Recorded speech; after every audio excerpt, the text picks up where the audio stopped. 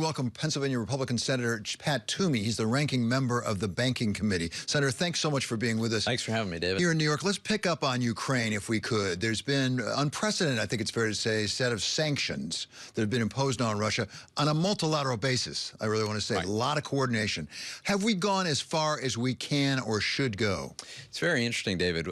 We haven't gone nearly as far as we can in terms of the actual sanctions that have been imposed.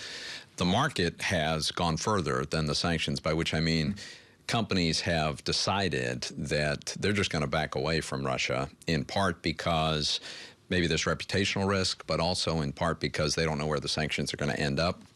So I will say that I think the impact on Russia has been more severe than what the sort of statutory sanctions look like. But there's a huge club that we have not swung, and that club would be to impose secondary sanctions on Russian institutions. And what that means, of course, is a bank, for instance, anywhere in the world doing business with anybody on the sanctioned list would be precluded from doing business with the United States. Nobody, when asked to choose between doing business with Russia and doing business with the United States, chooses Russia.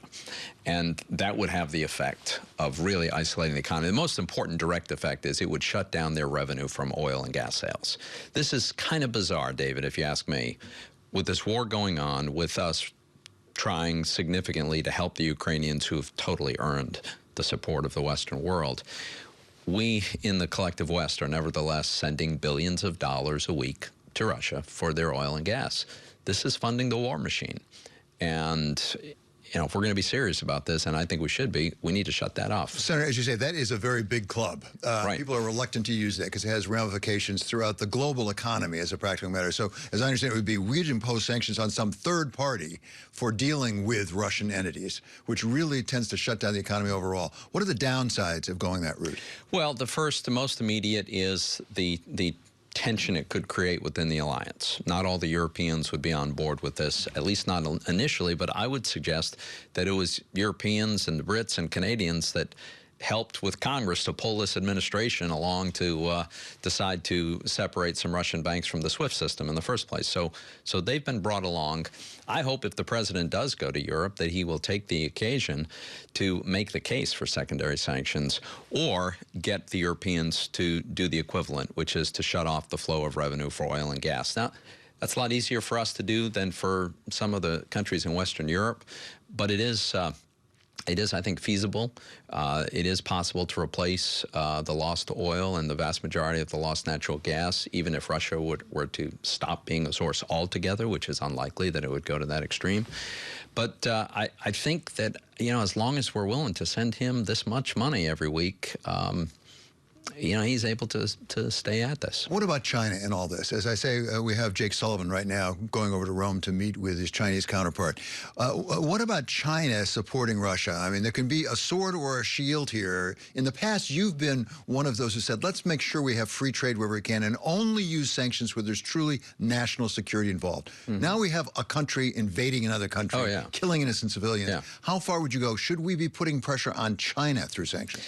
Well, it's not clear that China has decided to actively support Russia. It would be a huge mistake for China to do that. I'd be shocked if they would go any further than they already have, which is to sort of provide moral and a little bit of political sort of support.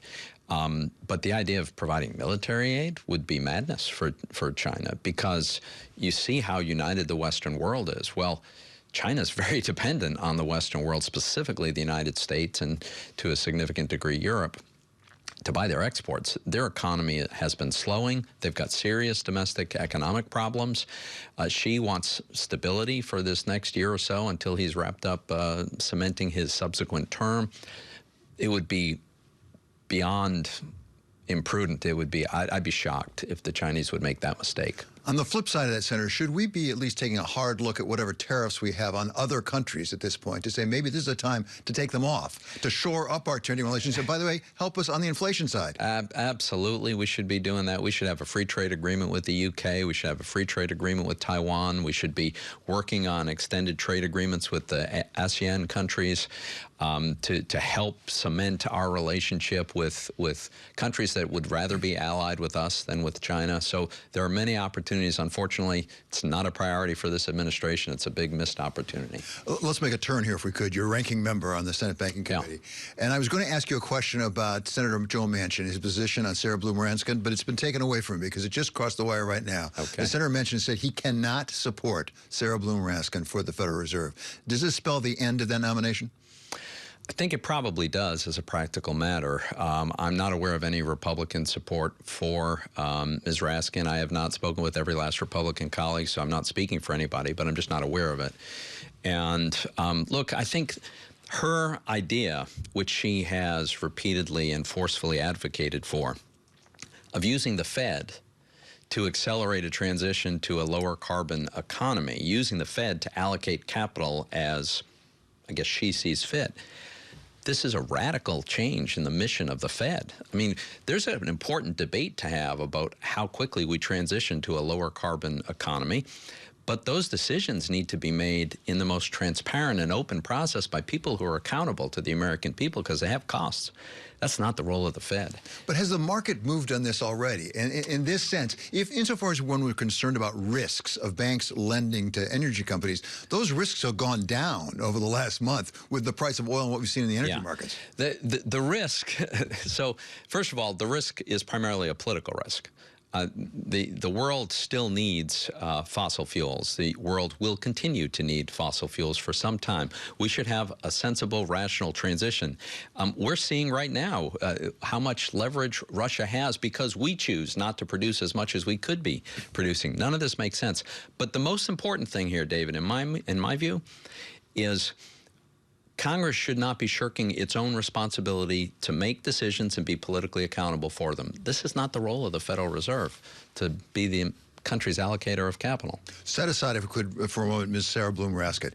There are 4 other nominees up there. What is your position on those nominees? You've said you're in favor of re-upping Jay Powell as the chair. Yeah. That one I think I know. Yeah. What about the other 3? What is your position on those? Well, my position is I'm happy to have a vote on those at any time in the committee.